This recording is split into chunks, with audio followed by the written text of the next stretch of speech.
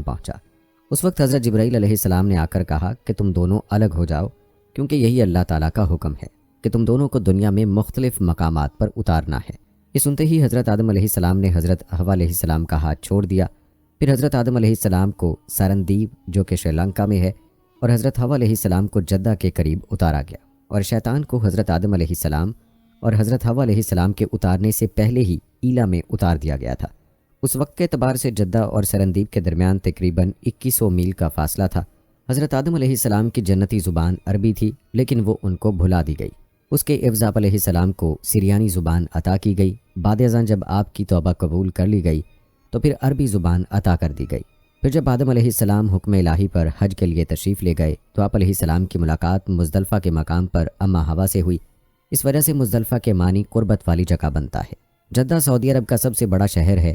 حضرت عبداللہ بن عمر رضی اللہ تعالیٰ عنہ فرماتے ہیں، اللہ تعالیٰ نے حضرت آدم علیہ السلام کو ہندوستان میں اتارا، پھر آپ علیہ السلام مکہ تشریف لے گئے، وہاں سے شام تشریف لے گئے اور وہیں انتقال ہوا۔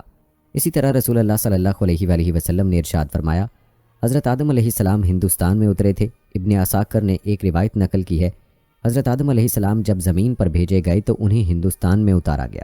تاریخی اعتبار سے دیکھا جائے تو ہندوستان کے علاقہ سیلون کے جزیرے سرندیپ میں بوز نامی پہاڑی پر آدم علیہ السلام کے قدم کے نشان ملتے ہیں۔ بعد میں یہ پہاڑ سری لنکا کے حصے میں آ چکا ہے، جسے تاریخی روایات کے مطابق حضرت آدم علیہ السلام کے نقش پا سے منسوب کیا جاتا ہے۔ اسی مناسبت سے اس پہاڑ کو آدم کی چوٹی یا کوہ آدم کا نام دیا جاتا ہے۔ اس پہاڑ کو سرندیپ بھی کہا جاتا ہے۔ کوہ آدم کی پہاڑی سری لنکا کی دوسری بڑی چوٹی ہے۔ 7300 فٹ بلند یہ چوٹی سری لنکا کے دارالحکومت کولمبو سے 220 کلومیٹر کے فاصلے پر ہے۔ سری لنکا کے ضلع رتنا پور میں واقع اس چوٹی تک پہنچنے کے لیے کولمبو سے کینڈی اور پھر ڈلہوزی آنا پڑتا ہے۔ ڈلہوزی شہر کے قریب سے یہ پہاڑی شروع ہوتی ہے۔ کوہ آدم پر چڑھنے کے لیے موزوں وقت رات کا ہے۔ رات کو 11-12 بجے کے درمیان سیاحوں کی اکثریت سفر شروع کرتی ہے۔ پہاڑ کی چوٹی تک پہنچنے کے لیے تقریباً 4.5 گھنٹے مسلسل سفر کرنا پڑتا ہے۔ پہاڑ کو کاٹ کر 7500 سیڑھیاں بنائی گئی ہیں۔ پہاڑ کا 2/3 سفر تو سیاح بآسانی طے کر لیتے ہیں، لیکن چوٹی کے قریب کا 1/3 سفر انتہائی دشوار ہے۔ یہاں سے آگے کے سفر میں پہاڑ کی عمودی سطح پر بنائی گئی ان سیڑھیوں کے دونوں جانب لگی سٹیل کی ریلنگ پکڑ کر ہی اوپر چڑھا جا سکتا ہے۔ کوہ آدم کی چوٹی پر نقش پا آدم کو ڈھانپ کر محفوظ کر دیا گیا ہے۔ وقفے وقفے سے اسے عام زیارت کے لیے کھولا جاتا ہے۔ زائرین کی بڑی تعداد بت مت کے مقررہ اصولوں کی پاسداری کرتے ہوئے زیارت کرتی ہے۔ یہ نقش ایک سخت سیاہ پتھر میں ہے۔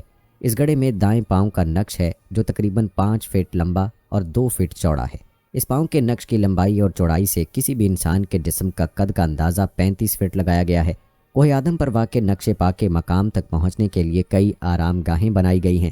پہاڑ کی بلندی سے دریا کا منظر بھی انتہائی خوبصورت ہے۔ طلوع آفتاب کا منظر تابناک، سورج کی کرنوں میں آسمان کے بدلتے رنگ انتہائی خوشکن نظر آتے ہیں۔ زائرین اپنے اپنے عقیدے کے مطابق فجر اور طلوع آفتاب کے وقت یہاں عبادت کرتے ہیں۔ بدھ مت کے پیروکار طلوع آفتاب کے وقت سادھو کا ورد کرتے ہیں۔ مسلمانوں کے نزدیک یہ نقش پا حضرت آدم علیہ السلام کا ہے۔ بدھ مت کے مطابق یہ نشان بدھا کا ہے اور ہندوؤں کے دھرم کے مطابق یہ نقش شیوا جی کا ہے۔ بدھ مذہب کی سب سے پرانی کتاب مہاونس میں بھی اس قدم کا ذکر ہے۔ اپریل کے مہینے میں زائرین کی بڑی تعداد یہاں آتی ہے۔ مقامی زبان میں اس پہاڑی کو سریپاڈا کہا جاتا ہے۔ تاریخی حوالے بتاتے ہیں کہ سکندر اعظم اور ابن بطوطہ نے بھی زیارت کے لیے یہاں کا سفر کیا۔ ابن بطوطہ نے اپنے سفر نامے میں اس کا ذکر انتہائی دلچسپ پیرائے میں کیا ہے۔ اس کا بیان ہے کہ میں نے جزیرہ سیلان یعنی سری لنکا آنے کے بعد سیلان کے راجا سے کہا کہ میں قدم شریف کی زیارت کرنا چاہتا ہوں۔ سری لنکا کے راجا حکمران نے میرے سفر کا اہتمام کیا۔ سیلان میں آدم کو بابا اور ہوا کو ماما کہتے ہیں۔ راجا نے مجھے ایک ڈولا دیا اور کئی غلام دیے جو مجھے ڈولے میں بٹھا کر لے گئے۔ راجا نے 4 جوگی بھی میرے ساتھ کر دیے۔ یہ جوگی راستے سے خوب واقف تھے۔ اس کے علاوہ 3 برہمن اور 10 اہلکاروں کے علاوہ 15 آدمی بھی میرا سامان اٹھانے کے لیے ساتھ کر دیے۔ پانی اس راستے میں بکثرت ہے۔ پہلے دن ہم ایک دریا پر پہنچے اور بید کی چھڑیوں سے بنی ہوئی کشتی میں اس دریا کو عبور کیا۔ وہاں سے ہم منار منڈلی پہنچے۔ وہاں ایک غار ہے جس کو غار نارنج کہتے ہیں اور ایک دوسرا غار ہے اس کو راجا کا غار کہتے ہیں۔ اس کے پاس پہاڑ کا دروازہ ہے جس کو جبل سرندیپ کہتے ہیں۔ جب ہم وہاں پر گئے تو بادل ہم سے نیچے تھے۔ ابن بطوطہ کے مطابق کوہ آدم تک رسائی کے لیے زائر جس راستے سے گزر کر چوٹی تک پہنچتا ہے اسی راستے میں ایسے خوشنما درخت ملتے ہیں جن کے پتے کبھی نہیں جھڑتے۔ پہاڑی سرخ گلاب کا پھول ہتھیلی کے برابر ہوتا ہے۔ لوگوں کا گمان ہے کہ اس پھول میں اللہ اور محمد صلی اللہ علیہ وآلہ وسلم کا نام قلم و قدرت سے لکھا ہوا ہوتا ہے۔ اس کے پاس پہاڑ کا دروازہ ہے جس کو جبل سرندیب کہتے ہیں۔ یہ پہاڑ دنیا کے بلند پہاڑوں میں سے ہے۔ اس پہاڑ کے ذریعے قدم تک جانے کے دو راستے ہیں، ایک کو بابا کا راستہ کہتے ہیں اور دوسرے کو ماما کا، یعنی آدم و حوا کے راستے۔ ماما کا راستہ آسان ہے، اس راستے سے زائرین واپس آتے ہیں، اور اگر کوئی ماما کے راستے سے جائے تو سمجھتے ہیں کہ اس نے زیارت ہی نہیں کی۔ بابا کا راستہ بڑا دشوار گزار ہے اور اس پر چڑھنا نہایت مشکل ہے۔ اس خطرناک ڈھلوان دار راستے پر زائرین کی سہولت کے لیے پہاڑ تراش کر سیڑھیاں کھدوائی گئی ہیں۔ ان سیڑھیوں پر چڑھنے والوں کو گرنے سے بچانے کے لیے لوہے کی میخیں گاڑ کر زنجیریں لٹکائی گئی ہیں۔ یہ 10 زنجیریں ہیں۔ 10ویں زنجیر کو زنجیر شہادت کہتے ہیں۔ اس زنجیر کے پاس جب مسافر پہنچتا ہے اور وہ پہاڑ سے نیچے کی طرف دیکھتا ہے تو اس کے ہوش اڑ جاتے ہیں۔ اس زنجیر کے پاس ہی ایک غار ہے جسے سکندر اعظم کی غار سے منسوب کیا جاتا ہے۔ اس غار کے ساتھ ایک چشمہ بھی ہے۔ اس چشمے میں مچھلیاں بکثرت ہیں، لیکن ان کو پکڑنا آسان نہیں۔ چشمے سے 7 میل کے فاصلے پر غار خضر ہے۔ یہ غار حضرت خضر علیہ السلام سے منسوب ہے۔ اس غار سے 2 میل اوپر قدم کا نشان ہے۔ یہ قدم بابا آدم کے پاؤں کا نقش بتایا جاتا ہے۔ یہ نقش ایک سخت سیاہ پتھر میں ہے۔ ابن بطوطہ کے مطابق کوہ آدم کی چوٹی تک پہنچنے کے لیے 9 میل چڑھائی چڑھنی پڑتی ہے۔ 6 میل چڑھائی کے بعد اصلی چوٹی نظر نہیں آتی۔ یہاں زمین اور سمندر کا نظارہ قابل دید ہے۔ ابن بطوطہ کے مطابق یہاں اہل چین بھی زیارت کے لیے آتے ہیں۔ یہاں کے لوگوں کا کہنا ہے چین کے زائرین پاؤں کے انگوٹھے کے نشان کا پتھر توڑ کر لے گئے اور اسے چین کے شہر زیتون کے ایک مندر میں جا رکھا۔ اس نقش کی زیارت کے لیے اہل چین اس مندر میں آتے ہیں۔ قدم کے پاس پتھر میں 9 گڑھے کھدے ہوئے ہیں۔ ہندو زائر اس میں سونا، یاقوت اور موتی اور دوسرے جواہر ڈال دیتے ہیں۔ یہاں کے باشندوں میں یہ مشہور ہے کہ ہر ایک شخص کو قدم کی لمبائی اس کے ایمان کے مطابق نظر آتی ہے۔ ابو زید حسن سیرانی نے اس کی لمبائی 70 ہاتھ لکھی ہے۔ بدھ مذہب کے پیرو کہتے ہیں کہ بدھا اسی پہاڑ سے آسمان پر چڑھے۔ قرآن مجید یا حدیث میں اس قدم کی بابت کوئی سند نہیں ہے۔ مورخ لکھتے ہیں کہ حضرت آدم علیہ السلام سرندیپ میں ایک پہاڑ پر جس کو نوو کہتے ہیں اتارے گئے، اما ہوا جدہ میں، سانپ سمنان میں اور شیطان اسفہان میں۔ یہ جگہ اب بدھ مذہب کے پیروکاروں کے زیر انتظام ہے۔ بدھ مت ماننے والے اسے سری پید یعنی قدم شریف کہتے ہیں۔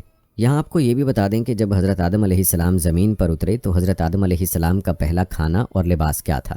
تو دوستو، روایت میں یوں بیان ہوا ہے کہ حضرت آدم علیہ السلام 100 سال یا 60 سال جنت میں رہے۔ اس عرصے میں دونوں پر جنت کے کسی بھی حصے میں جانے پر پابندی نہ تھی سوائے شجر ممنوعہ کے۔ شیطان اب ان دونوں کا کھلا دشمن تھا اور اپنی سزا کا بدلہ لینے کے لیے بے قرار بھی۔ اس کی شدید خواہش تھی کہ یہ اللہ کے حکم کی خلاف ورزی کریں۔ پھر شیطان نے ان دونوں کے دلوں میں وسوسہ ڈالا تاکہ ان کی شرمگاہیں جو ایک دوسرے سے پوشیدہ تھیں بے پردہ ہو جائیں۔ اس نے انہیں کہا، تمہارے رب نے تم دونوں کو اس درخت سے اس لیے منع فرمایا کہ کہیں یہ پھل کھا کر تم دونوں فرشتے نہ ہو جاؤ یا کہیں ہمیشہ زندے رہنے والوں میں سے نہ ہو جاؤ۔ شیطان کی ان باتوں نے حضرت حوا علیہ السلام کو سوچنے پر مجبور کر دیا، اور پھر شیطان کے مسلسل اور تواتر کے ساتھ سازشیں رنگ لائیں اور اس نے حضرت حوا علیہ السلام کو پھل کھانے پر راضی کر لیا۔ ایک دن حضرت حوا علیہ السلام نے حضرت آدم علیہ السلام سے کہا کہ ہم اس شجر ممنوعہ کا ذرا سا حصہ کھا کر تو دیکھیں، آخر وہ کیا راز ہے جو اللہ نے اسے کھانے سے منع فرمایا ہے۔ شروع میں تو حضرت آدم علیہ السلام اس کے لیے قطعی طور پر تیار نہ تھے، لیکن پھر حضرت حوا علیہ السلام کے مسلسل اصرار پر بادل نخواستہ وہ بھی راضی ہو گئے۔ ابھی ان دونوں نے پھل کو پورے طور پر چکھا بھی نہ تھا کہ ان کی سترگاہیں ایک دوسرے پر عیاں ہو گئیں، جس پر دونوں بدحواسی اور پریشانی میں جنت کے درختوں کے پتے توڑ توڑ کر اپنا بدن چھپانے لگے۔ اللہ نے دونوں کو پکارا اور فرمایا، کیا میں نے تم کو منع نہیں کیا تھا کہ اس درخت کا پھل نہ کھانا اور شیطان کے ورغلانے میں نہ آنا؟ یہ تمہارا کھلا دشمن ہے۔ دونوں نے جب اللہ کی پکار سنی تو مارے خوف الہی کے کانپ اٹھے۔ نہایت لاچارگی اور عاجزی سے اپنی خطا پر نادم و شرمندہ ہوتے ہوئے بارگاہ خداوندی میں عرض کیا، اے ہمارے رب، ہم دونوں سے بہت بڑی غلطی ہو گئی ہے۔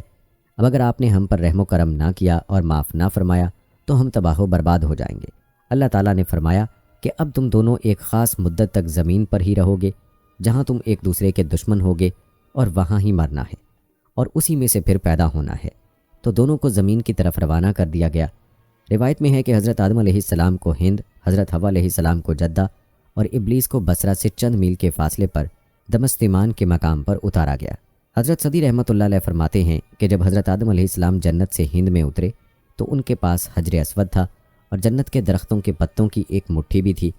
پھر حضرت آدم علیہ السلام نے ان پتوں کو زمین پر پھیلا دیا اور یہ خوشبودار درخت ان پتوں ہی کی پیداوار ہیں۔ حضرت آدم علیہ السلام زمین پر آنے کے بعد نہایت شرمسار اور افسردہ تھے۔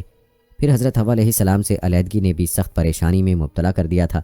روایت میں ہے کہ آپ ایک طویل عرصے تک اللہ کے حضور گڑ گڑاتے، فریاد کرتے اور آنسو بہاتے رہے، یہاں تک کہ اللہ تعالیٰ کو ان کی اس گریہ وزاری پر رحم آ گیا۔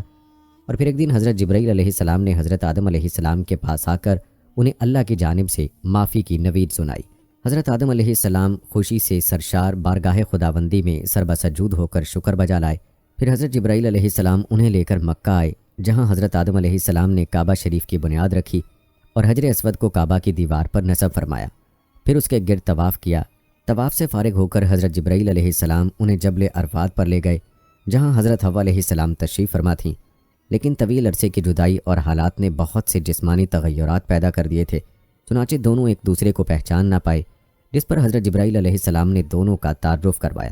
حضرت عمر رضی اللہ تعالیٰ عنہ سے مروی ہے کہ نبی کریم صلی اللہ علیہ وآلہ وسلم نے فرمایا کہ جب حضرت آدم علیہ السلام سے لغزش ہو گئی تو انہوں نے اللہ تعالیٰ سے عرض کیا، اے میرے پروردگار، میں آپ سے محمد صلی اللہ علیہ وآلہ وسلم کے وسیلے سے سوال کرتا ہوں کہ آپ میری مغفرت فرما دیں۔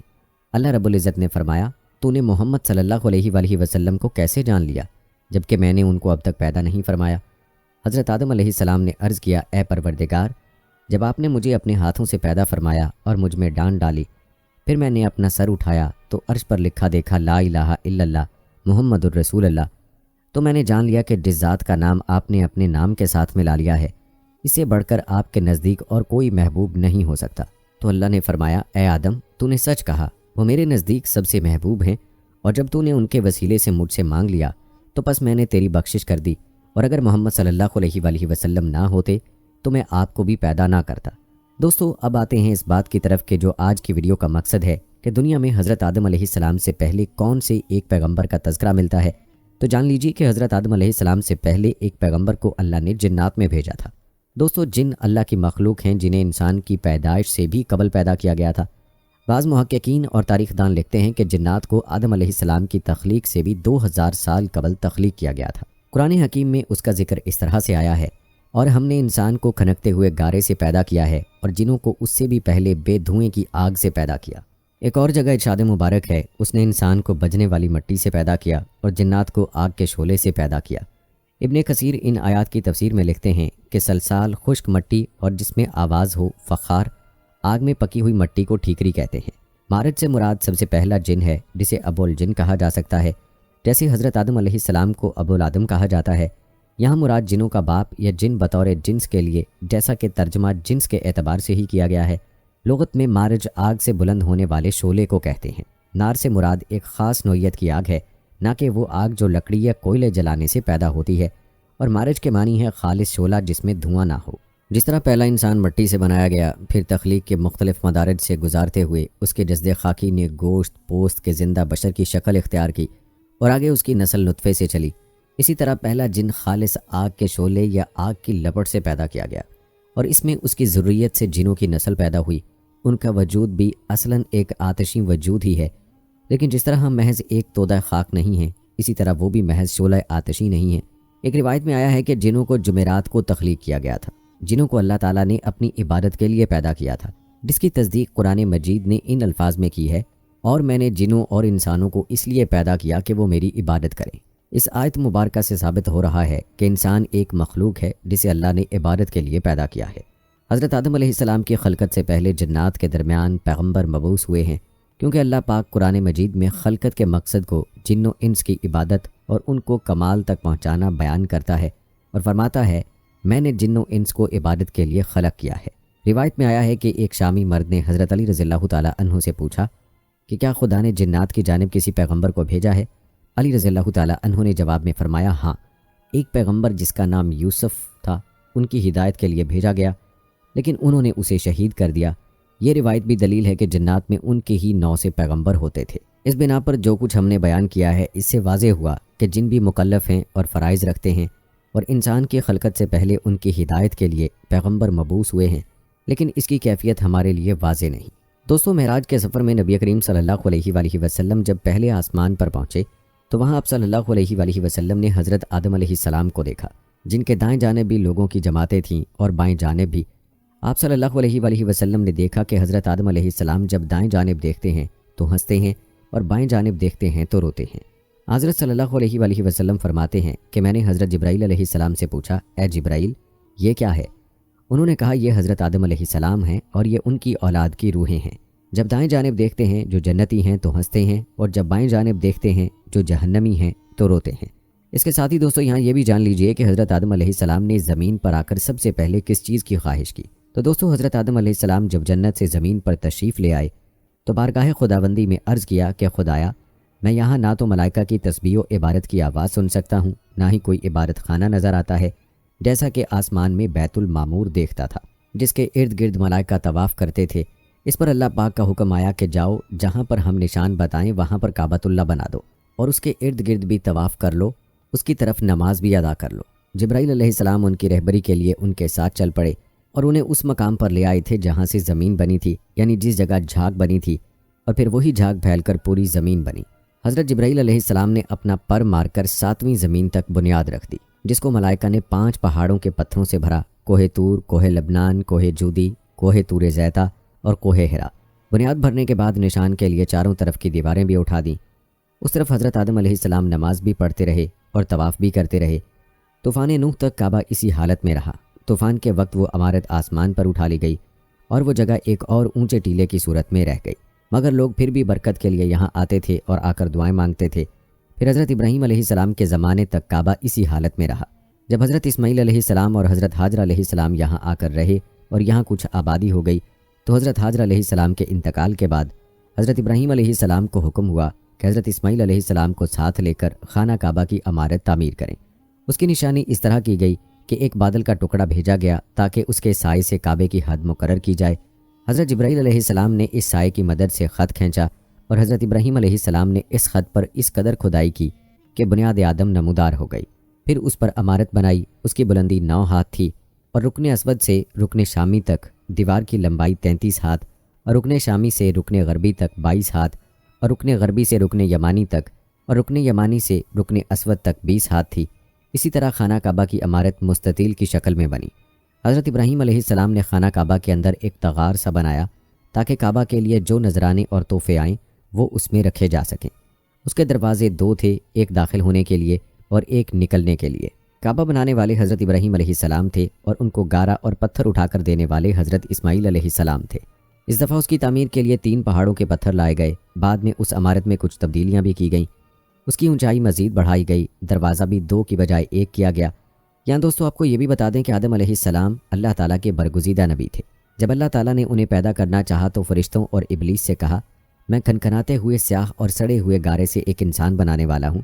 جب میں اسے ٹھیک طرح سے بنا کر مناسب شکل دے دوں اور اس میں اپنی روح پھونک دوں تو تم سب اس کے آگے سجدے میں گر پڑنا۔ الغرض اللہ تعالیٰ نے پوری زمین سے ایک مٹھی مٹی لی۔ یہی وجہ ہے کہ آدم علیہ السلام کی اولاد میں کوئی گورا ہے، کوئی کالا ہے، کوئی سانولا ہے، کوئی نرم ہے، کوئی سخت ہے، کوئی ناپاک ہے، کوئی پاک ہے۔ پھر اللہ تعالیٰ نے اس مٹی کے خلاصے سے گارا تیار کیا۔ جب گارا سیاہ اور بدبودار ہو گیا اور اس سے کھن کھن کی آواز آنے لگی تو اللہ تعالیٰ نے اپنے دونوں ہاتھوں سے آدم علیہ السلام کا پتلا بنایا۔ پھر اللہ نے پتلے کو کچھ عرصے کے لیے ویسے ہی چھوڑ دیا۔ جب ابلیس نے اسے دیکھا تو اس کے گرد چکر لگانے لگا اور اس کو بغور دیکھتا رہا۔ اس نے دیکھا کہ پتلا اندر سے خالی ہے تو وہ سمجھ گیا کہ آدم اپنے اوپر قابو نہ رکھ سکیں گے۔ پھر اللہ تعالیٰ نے جمعے کے دن عصر کے بعد اس پتلے کو زندہ انسان بن جانے کا حکم دیا۔ حکم سنتے ہی وہ پتلا زندہ انسان بن گیا۔ جب اللہ تعالیٰ نے آدم علیہ السلام کو پیدا کیا اور ان کے جسم میں روح پھونکی تو انہیں چھینک آئی۔ انہوں نے اللہ کے حکم سے الحمدللہ کہا۔ اللہ تعالیٰ نے فرمایا، یرحمک اللہ، اللہ تم پر رحم کرے۔ پھر اللہ تعالیٰ نے ان سے فرمایا، جاؤ ان فرشتوں کو سلام کرو اور سنو وہ کیا کہتے ہیں، جو کچھ وہ کہیں وہی تمہارا اور تمہاری ذریت کا سلام ہوگا۔ آدم علیہ